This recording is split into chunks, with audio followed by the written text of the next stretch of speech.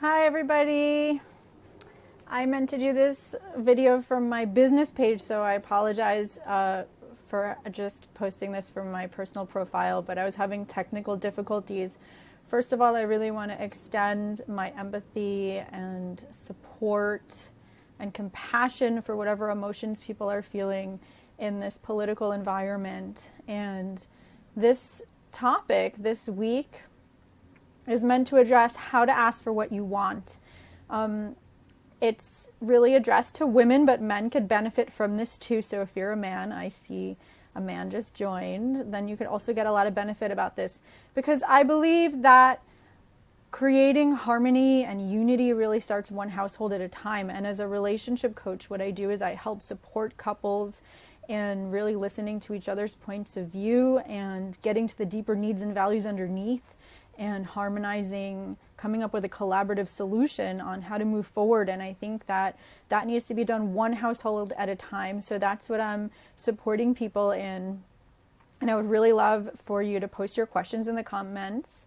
I'll be doing a Facebook Live every Thursday night, sometimes other nights of the week, most Thursday nights. Tonight's Facebook Live video is about how to ask for what you want. And it's really addressed to women, like I said, but obviously men can benefit too. So I've heard from a lot of my female clients that they've asked and asked for what they want, like simple tasks like taking out the trash, and their partner hears it as nagging.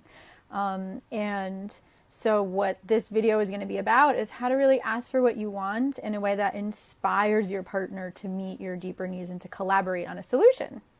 And in my coaching system, I have a 5-step process for how to ask for what you want in a way that inspires your partner to collaborate. I'm going to share 3 important points here and then answer a couple of questions. So I'm excited about that.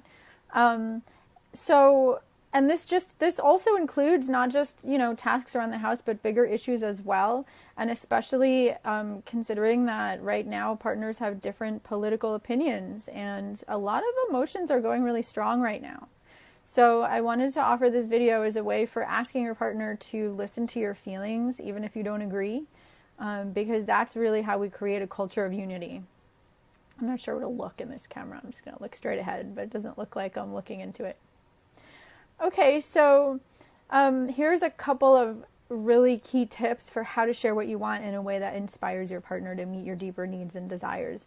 So tip number 1 is to share what your request provides for you, because a lot of times we stay on the surface. And if we say, I'll bring it back to simple household tasks, but obviously this applies to bigger issues as well. But let's say you ask your partner to make the bed. And, that's just asking them to do something. And if all you do is ask them to do something, they're going to feel controlled. But if you share what it provides for you on a deeper level, you're really letting them know how they can contribute to you feeling good.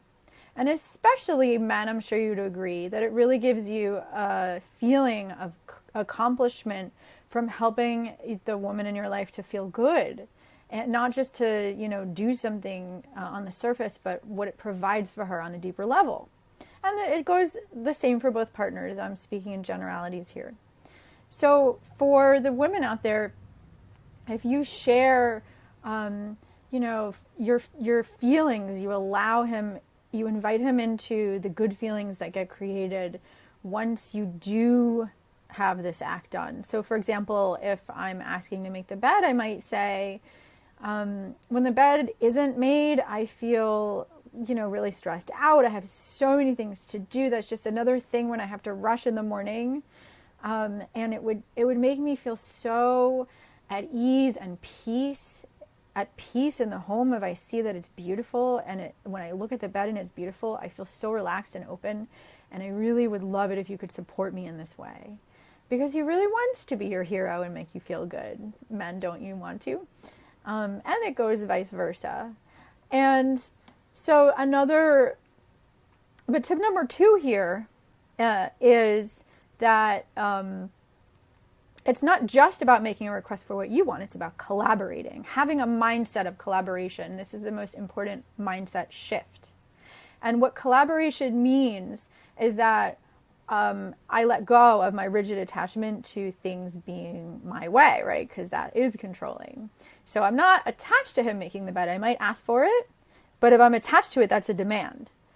So if I make a request, what that means is that I'm open to him saying no, that he would rather contribute to peace and order and beauty in the home in another way besides making the bed. I know that this is a simple example, but I'm simplifying it for the case of teaching these points, and then I'm going to ask deeper questions, and I invite you to ask your deeper questions in the comments, especially as this relates to differing political views and different feelings that are running high right now and all over the world.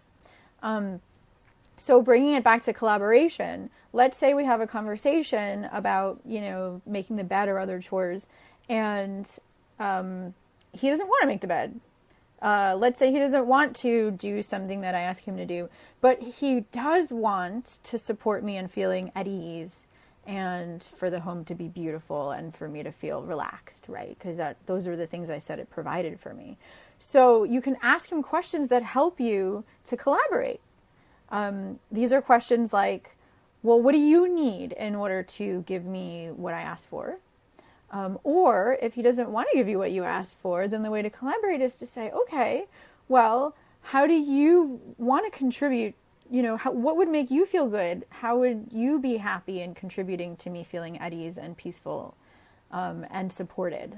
So let's collaborate so that he gets his needs met and I get my needs met. So maybe, let's just say a few solutions that I've seen come out of this are, if he wants to support you at feeling at ease and peaceful, then he could contribute in another way, like pay for a cleaning person to do his half of the chores, or he can support you in another way, like, giving you massages or doing something else for you that makes you feel better about doing more. So those are just some ways we're getting to the deeper needs, which is, answered by the question of what does it provide for you? Getting to the deeper needs allows us to collaborate on a win-win solution to meet both of them instead of telling him what to do. And tip number 3 is all about appreciation. And I know we've all heard a lot about appreciation, but obviously catching him in the act of doing something good, good meaning that makes you feel good, just sharing how it makes you feel good is a tremendous way to encourage him to do more of it rather than criticizing him for not doing it. So those are the 3 tips that I have to offer now. If you haven't read it, I have a free e-guide, a 20-page e-guide that's totally free that shares how to share your deeper feelings and needs in a way that inspires him to collaborate on meeting your needs instead of pushes him away, and really how to tune into what your deeper feelings are and why it's so important to speak to men in a way that really allows him into a deeper level of intimacy rather than telling him what to do. And so you can download this free e-guide at coachvaleriegreen.com/e-guide. And so that's COACH, Valerie, VALERIE, Green, GREENE.com/e-guide, GUIDE. And so now I'd love to answer people's questions. Thank you so much for joining. I meant to do this from my computer, and I can only see people's comments as they come up. So thank you, Shane, for the thumbs up.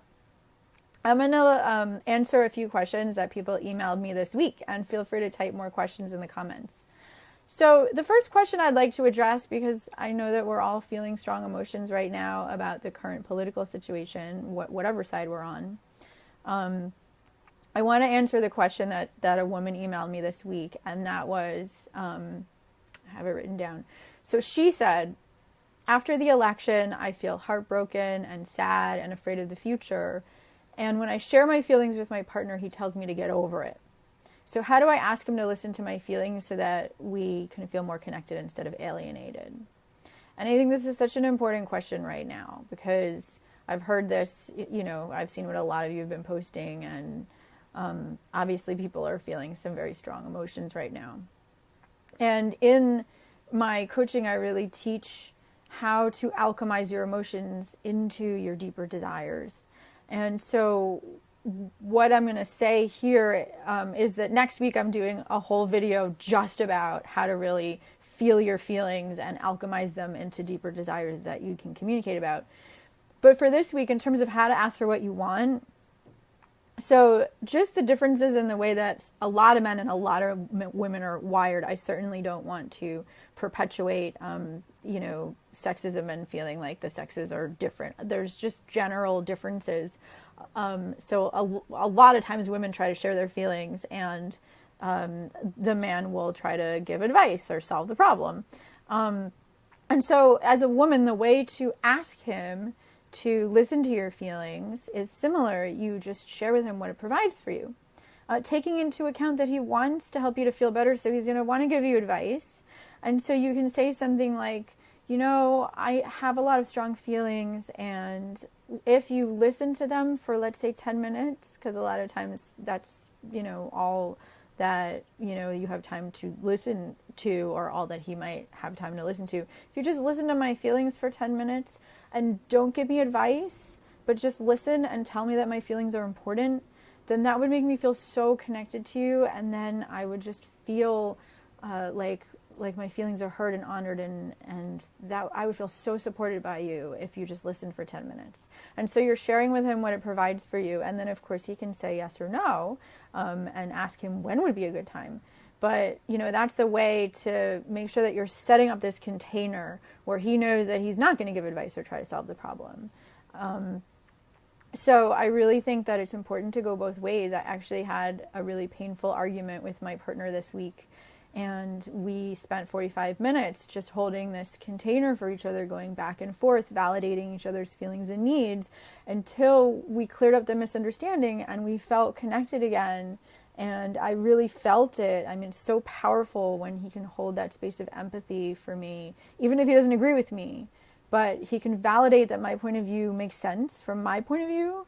It totally melts my feelings of anger and hurt, and it allows me to hold space for, okay, we have different points of view, but at least we could move forward. And what point of view and what values do we have in common, and how can we work from there?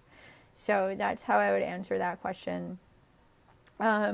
So another question that someone asked was, and this is one I get a lot too. So Valerie, it feels like I'm not being authentic. Like if I share my feelings in this way that you say, it feels like I have to walk on eggshells. And so how can I get past feeling like this? And that's such a good question, because this is not about walking on eggshells. It's really about learning how to speak in a way that is more likely to be heard by the other person, instead of occur to him like you're making him wrong, which puts him on the defensive. So you can kind of look at it like you're learning a new language, on how to share your feelings in a way that is likely to be heard. So for example, if you're in China and you try to speak English, you're less likely to be heard than if you speak Chinese in China. So that's how you can look at it, that if you're speaking the language that's more likely to be heard, then you're more likely to inspire him to hear your feelings and meet your deeper needs, rather than pushing him away and making him feel wrong. So for example, I'm going to go back to these really simple examples to illustrate the point. But obviously there's much bigger issues at stake for most of us. But this is just a simple example to illustrate the point. So for example, if he leaves his clothes on the floor and I have to keep picking them up, there's two ways I can express this. If I'm making him wrong, I could just be like, how many times do I have to tell you to pick up your stuff? And obviously that's going to, you notice my tone of voice. You notice that where I'm coming from is telling him what to do and making him wrong. And that's just, like speaking English in China. You're not going to be heard.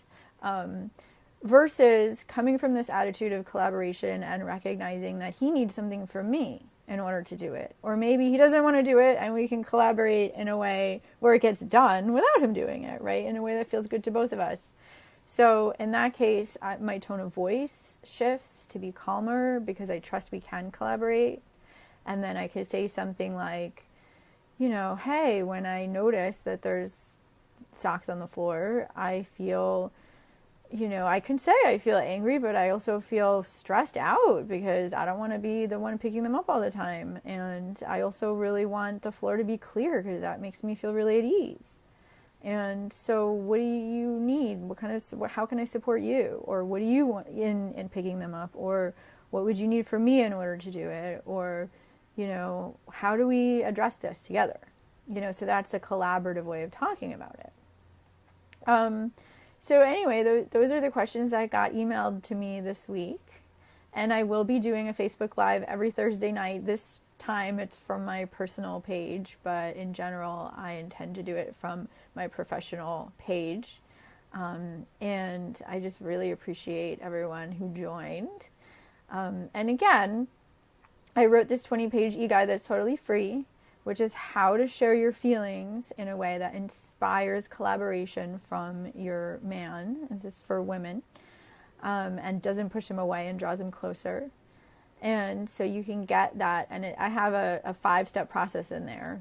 And just follow the steps and really how to tune into your feelings and share them in a way that's more inspiring. And you can get that at coachvaleriegreen.com. VALERIEGRENE /e-guide, And so I really look forward to supporting you more, and I'd love to hear your questions. So you can, if you're watching this later, you can ask questions, and I can answer them next week. Next week's topic is really going to be addressing how to feel your feelings on a deeper level, and really how to alchemize your feelings. So, because I know a lot of us are feeling a lot of emotions right now. So how do we get past what we're feeling without dismissing them? How do we really alchemize our feelings into deeper values and be living from our values, so that we're not arguing? So it's really how to derail an argument when you see that an argument is starting. So that's what I'll be writing about next week. And feel free to ask me any questions about that in the comments below this video, and I would love to address them. And I hope that you have a wonderful night. Thank you.